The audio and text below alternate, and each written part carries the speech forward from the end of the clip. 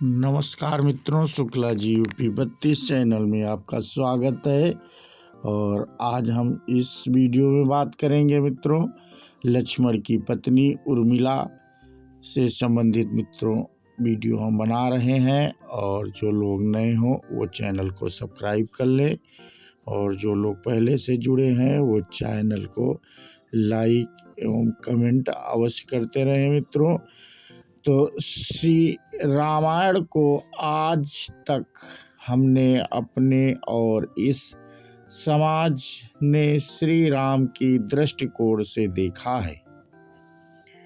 रामायण को देखा, देवी सीता को जाना, हनुमान के भक्ति भाव को जाना, रावण के ज्ञान को पहचाना, लेकिन कभी यह नहीं ध्यान दिया कि इस रामायण में अगर कोई सबसे अधिक उपेक्षित और अनदेखा पात्र था तो वह थी लक्ष्मण की पत्नी और जनक नंदिनी सीता की अनुजा उर्मिला।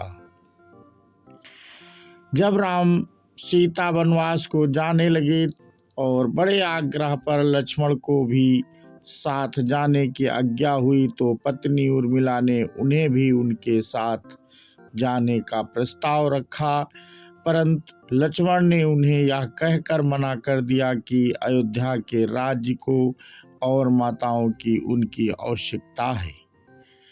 असीम पतिव्रता थी उर्मिला के उस नव यौवन कंधों पर इतना बड़ा दायित्व डालकर लक्ष्मण चले गई।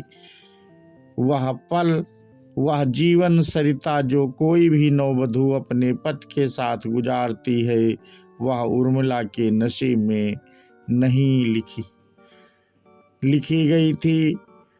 पतिव्रता स्त्री ने जीवन में चंचल पड़ाव पर भी अपने पति से दूर रहने पर भी लेस मात्र भी किसी और का ध्यान नहीं किया।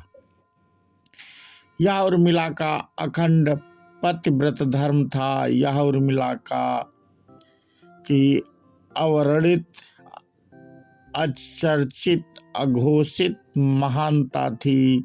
उर्मिला के महान चरित्र, अखंड पतिव्रत स्नेह और त्याग की चर्चा रामायण में अपेक्षित थी, पर वह हो ना सका।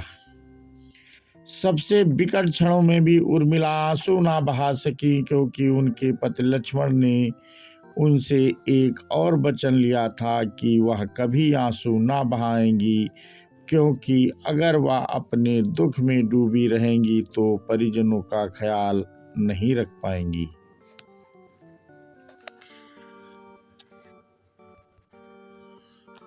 चौदह वर्षों तक सोती रहीं। बहुत से लोग इस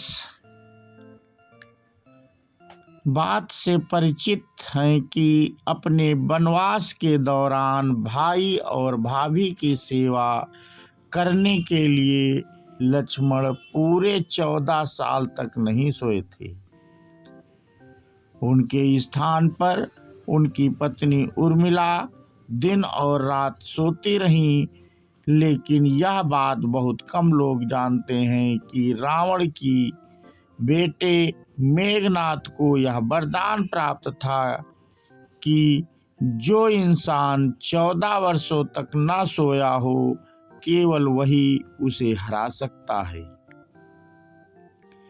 इसलिए लक्ष्मण मेघनाथ को मोक्ष दिलवाने में कामयाब हुए थे। रावण के अंत और 14 वर्षों के वनवास के पश्चात जब राम, सीता और लक्ष्मण वापस अयोध्या लौटे, तब वहां राम के राज तिलक के समय लक्ष्मण जोर जोर से हंसने लगे।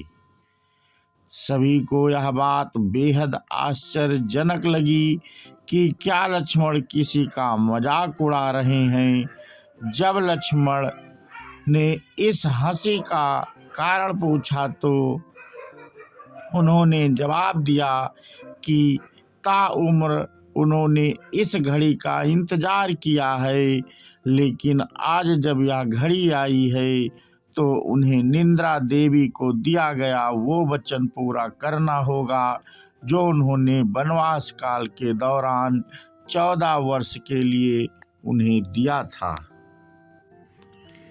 लक्ष्मण ने नहीं देखा भगवान राम का राज तिलक।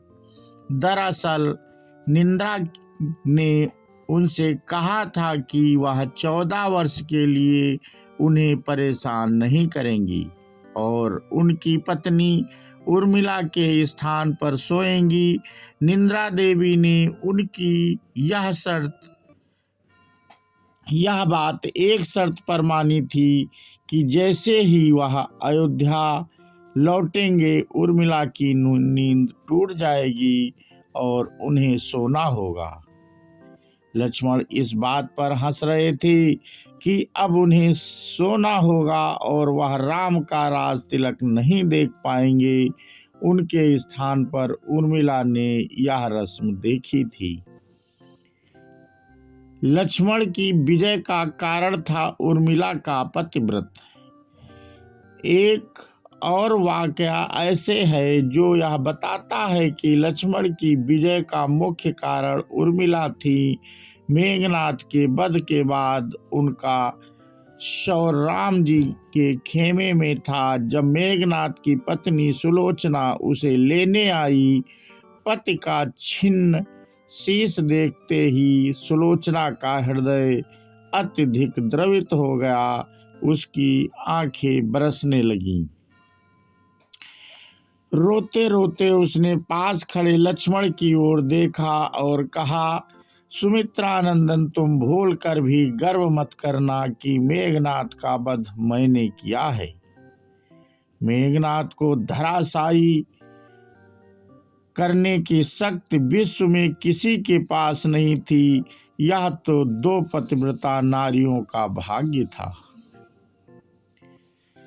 अब आप सोच में पड़ गए होंगे कि निंद्रा की देवी के प्रभाव में आकर अगर उर्मिला 14 साल तक सोती रही तो सास और अन्य परिजनों की सेवा करने का लक्ष्मण को किया वादा उन्होंने कैसे पूरा किया। तो उत्तर यह है कि सीता माता ने अपने एक वरदान से उर्मिला को दे दिया।